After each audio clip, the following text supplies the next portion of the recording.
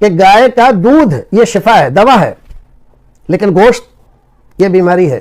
بڑے کی گوشت کو نبی اکرم صلی اللہ علیہ وسلم نے پسند نہیں کیا، اور ایسی حدیثوں کی صحیح حدیثوں کی کئی روایتیں آپ نے فرمایا گائے کے دودھ میں شفا ہے اور اس کے گوشت میں بیماری ہے۔ استغفر اللہ تو بولی، گائے کے گوشت کا تو قرآن میں ذکر ہے۔ بڑے کا گوشت کھانے والا مسلمان ہوتا ہے، آسان کام تو ہے۔ السلام علیکم ورحمۃ اللہ وبرکاتہ۔ ناظرین، میں ہوں آپ کا دوست مولانا احسان رضا، بہت ہی اہم اور خاص ویڈیو لے کر پھر سے میں آپ کی خدمت میں حاضر ہوں۔ اللہ کے نبی حضرت محمد مصطفیٰ صلی اللہ تعالی علیہ وسلم نے فرمایا کہ گائے کے دودھ میں شفا ہے، پنیر میں شفا ہے، لیکن گائے کے گوشت میں بیماری ہے۔ تو یہاں ایک سوال پیدا ہوتا ہے کہ جس جانور کے گوشت میں بیماری ہے اس جانور کی ہم قربانی کیوں کر دیں؟ کیونکہ گوشت میں بیماری ہے، گوشت چاہے ہم کھائیں یا کوئی اور کھائے وہ کھا کر کے بیمار پڑ جائے گا، تو ہم قربانی کے موقع پر ایسے جانوروں کی قربانی کیوں دیتے ہیں؟ آخر یہ حدیث علماء جو بیان کرتے ہیں کس کتاب سے بیان کرتے ہیں، اور وہ کس طرح کے علماء اس حدیث کو بیان کرتے ہیں؟ کیا ہمیں اس حدیث پہ عمل کرنی چاہیے یا نہیں چاہیے؟ تو ویڈیو بہت ہی اہم ہے، دلچسپ ہے۔ تو چلیے پہلے دیکھتے ہیں کہ کون سے وہ علماء ہیں جو اس حدیث کو بیان کرتے ہیں۔ چلیے ویڈیو کو دیکھتے ہیں، پھر میں آگے چل کر انشاءاللہ اس کا جواب بھی دوسرے علماء سے دوں گا۔ تو چلیے پہلے ویڈیو کو دیکھتے ہیں کہ کون سے علماء یہ احادیث بیان کرتے ہیں۔ کیا گائے کے گوشت میں بیماری ہے؟ دیکھیے، ایک حدیث میں رسول اکرم صلی اللہ علیہ وسلم نے ارشاد فرمایا، لبنها دواء ولحمها داء۔ المقاصد الحسنہ میں علامہ سخاوی نے اس روایت کو ذکر کیا، اور تقریباً ان کے رجحان کے اعتبار سے حدیث حسن درجے کی ہے۔ تو اس سے تو یہ پتہ چلتا ہے کہ گائے کا دودھ یہ شفا ہے، دوا ہے، لیکن گوشت یہ بیماری ہے۔ تو جب رسول اکرم صلی اللہ علیہ وسلم نے یہ کہا ہے تو ہمیں اس سے پرہیز کرنا چاہیے، بیماری سے ہمیں بچنا چاہیے۔ گائے کا مطلب صرف گائے نہیں ہے، گائے اور گو ونش، وہ بچڑا ہو، بیل ہو، یہ سب اس میں شامل ہے۔ ہم دیکھتے ہیں کہ ڈاکٹر لوگ اس آدمی کو جس کو بلیکیج ہو جائے، ہارٹ پرابلم ہو جائے، تو اس کو کہتے ہیں کہ ریڈ میٹ نہ کھائیں، آپ بڑے کا گوشت نہ کھائیں، منع کر دیتے ہیں۔ اگر کھائیں گے تو اس کولیسٹرول بڑھے گا اور یہ بلیکیج اور بڑھیں گے اور آپ کو اٹیک ہو جائے گا۔ تو کوئی بات تو ہے جس کی وجہ سے شریعت نے اس سے روکا ہے، ہمیں منع۔ مسلمانوں کا دین ایک وسیع دین ہے، کوئی اتنا نیرو نہیں ہے کہ گوشت کھائے تو، اور وہ بھی بیف کھائے تو ہی وہ مسلمان رہیں گا۔ ایک المیہ یہ ہے مسلمانوں کا، ایک المیہ نہیں بولیں گے، کیا بولیں گے، ایک وقار کا ایک موضوع یہ تھا ہم لوگوں کا۔ وقار سمجھتے ہیں نا، اپنے آپ کو بڑا بن کا، بڑے کا کہتے ہیں، بڑے کا مسلمان ہو گیا ہو، لاؤ بڑے کا کھلا کے دیکھو اس کو سچا مسلمان ہے یا نہیں۔ ہاں، غیر مسلم اسلام لائے، سچا ہے تو کھلاؤ اس کو بڑے کا۔ تو ہم نے ایک وقار سمجھتے ہیں نا، ایک قومی پہچان بنا دی تھی کہ ہم جو ہے بڑے کا کھاتے ہیں، جبکہ اس بات کو میں نے اس سے پہلے بھی سن 2010 کے ایک لیکچر میں رکھا تھا کہ بڑے کی گوشت کو نبی اکرم صلی اللہ علیہ وسلم نے پسند نہیں کیا، اور ایسی حدیثوں کی صحیح حدیثوں کی کئی روایتیں آپ نے فرمایا گائے کے پنیر میں شفا ہے، اس کے دودھ میں شفا ہے، اس لیے کہ یہ ایسے پودوں کو چرتی ہے جس میں اللہ نے شفا رکھی ہے، لہٰذا اس کے دودھ سے شفا حاصل کرو، اس کے پنیر سے، کچھ نے پنیر کا ترجمہ دہی بھی کیا، اس کا شفا حاصل کرو، لیکن اس کے گوشت میں بیماری ہے۔ 3 روایتیں تو میں جانتا ہوں صحیح، بیماری ہے۔ شیخ ناصر الالبانی رحمہ اللہ اور دیگر محدثین نے اس کی شرح ایسی کی، گائے کے گوشت کو ترجیح نہ دی جائے، مطلب بیل گائے بیف کو جس کو کہوں گا زبان میں، ترجیح نہ دی جائے مٹن پر، بکرے کے اور دمبے کے گوشت پر، یہ بتانا ہے آپ سب کا مقصد۔ لیکن حلال ہے، یاد رکھیے حلال ہے، لیکن ترجیح نہ دی جائے، مطلب پریفریبل میٹ کون سا مسلمان کھائے وہ ہے بکرا یا مینڈی کا۔ دوسرا وہ کہتے ہیں، اس کا ایک معنی یہ بھی محدثین نے لیا ہے کہ کثرت سے گائے کا گوشت نہ کھایا جائے ورنہ بیماریوں میں انسان ملوث ہو سکتا ہے، اور یہ صحیح روایت ہے اور یہ شرح ہے اس کی۔ تو ہم نے تو ایک نشانی بنا دیا، کیونکہ ایک قوم اس کو فلاں مانتی ہے تو ہم لوگ وہ کریں، ضد میں کوئی کام نہیں کرنا چاہیے، عقل کے ساتھ۔ تو بہرحال گائے کے گوشت میں آپ سب نے مطلب حلال تو ہے، بہت زیادہ پریفر نہیں کیا آپ نے، بہت زیادہ پسند نہیں کیا تھا آپ نے، تو لہٰذا اور کہا کثرت سے کھانا، اور ہمارے پاس تو کیا حال تھا، اللہ رحم کرے، اس کثرت سے کھا رہے ہیں، کسی کو انتہا نہیں، ٹھیک۔ بہرحال چونکہ وہ چیپ ہوتا ہے۔ تو ناظرین، دیکھا آپ نے، یہ دونوں اہل حدیث جماعت کے مولانا ہیں۔ جواب سنانے سے پہلے میں ایک بات عرض کرنا چاہوں گا، وہ یہ کہ اہل حدیث کے مولانا جب کسی مسئلے پہ بات کرتے ہیں تو وہ کہتے ہیں کہ احادیث کی جو 6 مشہور کتابیں ہیں، بخاری، مسلم، ابو داؤد، ترمذی، نسائی، ابن ماجہ، ان کتابوں میں یہ حدیث ہے کہ نہیں ہے؟ اگر نہیں ہے تو جلدی وہ کسی بھی حدیث کو مانتے نہیں ہیں، ضعیف کہہ کر کے اس کو رد کر دیتے ہیں۔ تو میں اہل حدیث سے پوچھنا چاہوں گا، کیا یہ 6 احادیث کی مشہور کتابوں میں یہ حدیث موجود ہے؟ آپ میں سے کوئی بھی کامنٹ کر کے مجھے بتائیے گا ضرور۔ انہی کی برادری کے ایک مولانا صاحب ہیں، وہ اس حدیث کی رد میں کیا جواب دیتے ہیں، چلے دیکھتے ہیں ان کے جوابوں کو۔ گائے کے دودھ میں شفا ہے اور اس کے گوشت میں بیماری ہے۔ استغفر اللہ تو بولی۔ گائے کے گوشت کا تو قرآن میں ذکر ہے۔ گائے قربان کرنے کا سورۃ البقرہ کس کے اوپر ہے؟ بقرہ کہتے ہی گائے کو ہیں۔ تو اللہ تعالیٰ نے بیماری والی چیزیں آپ کو کھلانی ہیں۔ اور جو حضرت ابراہیم اور لوط علیہ السلام کے لیے جو فرشتے آئے تھے، وہ جو واقعہ قرآن پاک میں ایک سے زیادہ جگہ آیا ہے، وہاں پہ ہے کہ بھنا ہوا بچڑا لے آئے، سنت ابراہیمی ہے بڑا گوشت کھانا۔ تو یہ بات غلط ہے کہ گائے کے گوشت کے اندر بیماری ہے۔ باقی آپ کو کہ جی کوئی زیادہ کھا لے تو اس کا یورک ایسڈ بڑھ جائے گا۔ Sir excess of everything is bad. شہد جس کو نسے قطعی ہے، قرآن میں آیا کہ اس میں لوگوں کے لیے شفا ہے، لیکن اگر کوئی شخص جو ہے شہد کی روزانہ 10 چمچے صبح اور شام چاٹنا شروع کر دے اور اس کے جسم کے اوپر بڑے بڑے پھوڑے نکل آئے گرمی کی وجہ سے، تو وہ کہے گا کہ شہد کی شفا ہی ختم ہو گئی ہے۔ اس طرح تو نہیں ہوگا نا، یعنی ہر چیز اپنی لمٹ کے اندر شفا ہے نا۔ تو گوشت کے جو ہے وہ، بلکہ گائے کا گوشت تو سر بہت طاقتور ہے۔ آپ ذرا ہندوؤں سے پوچھیں کہ وہاں پہ بھی اگر کوئی بالر آیا ہے نا انڈین ٹیم کے اندر، تو مسلمان ہی آیا ہے، کیونکہ وہ لوگ ویجیٹیرین ہیں، گوشت نہیں کھاتے ہیں، تو طاقت ہی کوئی نہیں ان کے اندر، ٹھیک ہے نا۔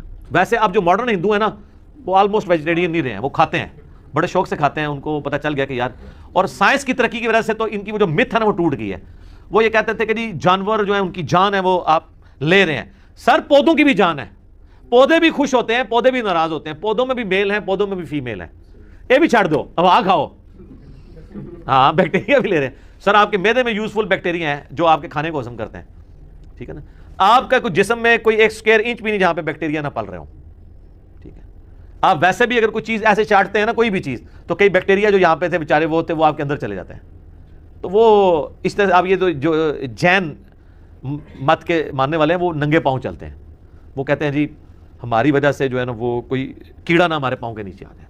کیڑے تو انہوں نے دیکھ لیے ہیں، جو کئی چیزیں جو ہیں انسان کا امیونٹی سسٹم اتنا یعنی زبردست ہے کہ یہ تو وائرس کو مار دیتا ہے جنگ کر کے۔ تو آپ تو روزانہ کروڑوں بیکٹیریا کے قاتل ہیں، آپ کا جو امیونٹی سسٹم ہے، تو وہ آپ تو چند ہزار کیڑے بچا رہے ہیں جو اتنے بیکٹیریا آپ مار رہے ہیں، ٹھیک ہے۔ یہ آپ کو جو چھینک آتی ہے، وہ بھی آپ کا امیونٹی سسٹم ریئیکٹ کرتا ہے کہ کوئی اس طرح کے جراثیم جانے لگتے ہیں، اٹھا کے برے مارتے ہیں۔ کتنے آپ کے کھانے والی چیزوں میں ایسے ہارمفل بیکٹیریا ہیں، وہ معدے کے جب تیزاب میں جاتے ہیں وہ فارغ ہو جاتے ہیں۔ تو یہ ساری نان سائنٹیفک باتیں تھیں، اس لیے مٹی پلید ہو رہی ہے، اور صرف ان کی نہیں ہو رہی ہے، جس طرح مسلمانوں کے اندر بابوں کی کہانیوں کی مٹی پلید ہو رہی ہے نا، تو ان کی بھی ہو رہی ہے۔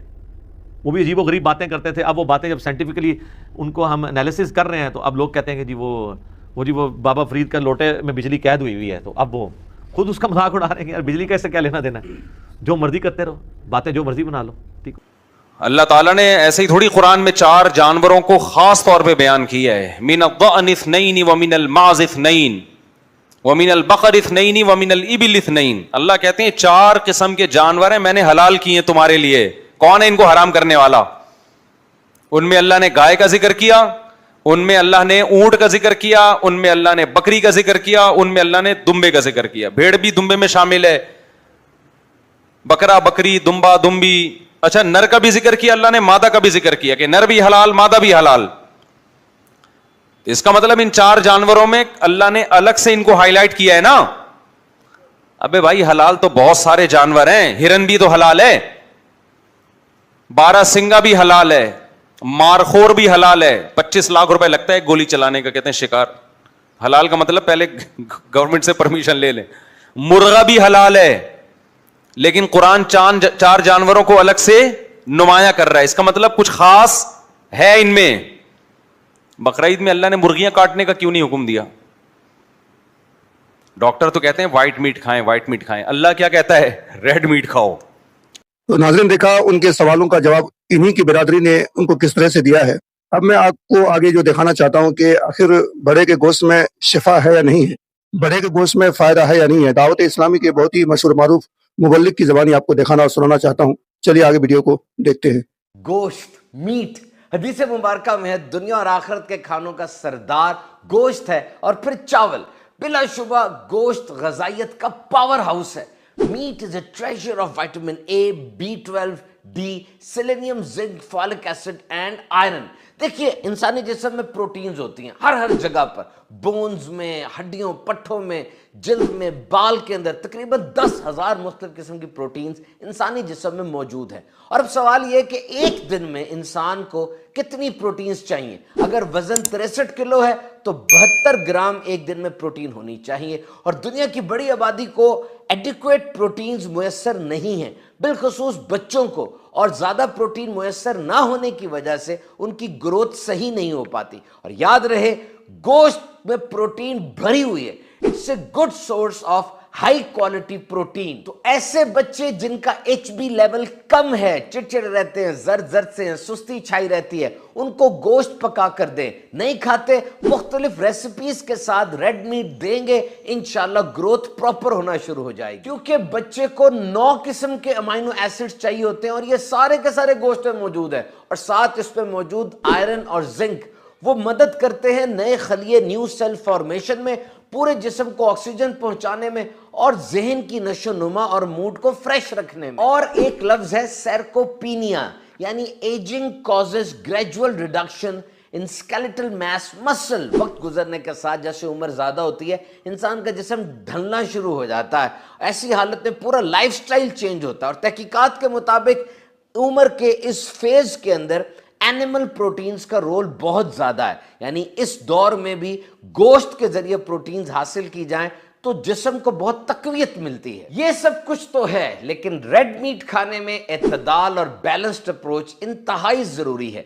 बिलखुसूस ईद के दिनों में गैस्ट्रेंटाइटिस के केसेस बहुत रिपोर्ट होते हैं हॉस्पिटल में, और उसकी एक वजह ग़िज़ाई बेएहतियातियां भी हैं। और याद रहे, रेड मीट का ज्यादा इस्तेमाल बहुत सी बीमारियों की वजह बन सकता है। 3 सवाल आपने करने अपने आप से। Number 1, how much do you eat, कितना गोश्त आप खाते हैं। Number 2, how do you cook and prepare meet, आप गोश्त को किस तरह पकाते और तैयार करते हैं। Number 3, how do you store it, आप उसको किस तरह स्टोर करते हैं। और सही बात तो यह है कि गोश्त को अगर सब्जियां डाल के पकाया जाए, ग़िज़ाइयत भी बढ़ जाती है और ज्यादा मजेदार डिश तैयार होती है। यूएस डिपार्टमेंट ऑफ एग्रीकल्चर के मुताबिक गोश्त को -18 डिग्री सेंटीग्रेड के ऊपर रेफ्रिजरेट करना है, इसको स्टोर करना है। और जब ये फ्रीज हो जाता है तो उस पर जरासीम की नशोनुमा वो रुक जाती है और ये ज्यादा अरसे तक आप स्टोर रख सकते हैं। क्रॉस कंटामिनेशन से बचें, यानी गोश्त और सब्जियों को साथ साथ ना रखें,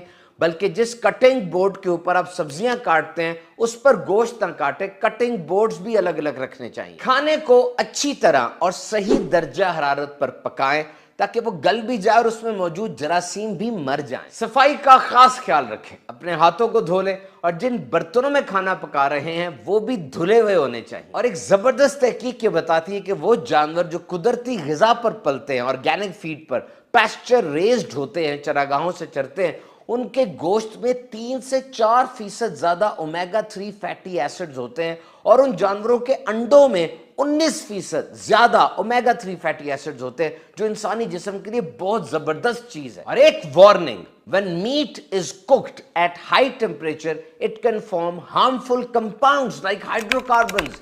जब आप बहुत तेज दर्जा हरारत पर गोश्त को पकाते हैं, इसके अंदर खतरनाक अज्जा पैदा हो जाते हैं, हाइड्रोकार्बन्स जैसे, जो कि कैंसर तक ले जा सकते हैं। तो इसका हल क्या है?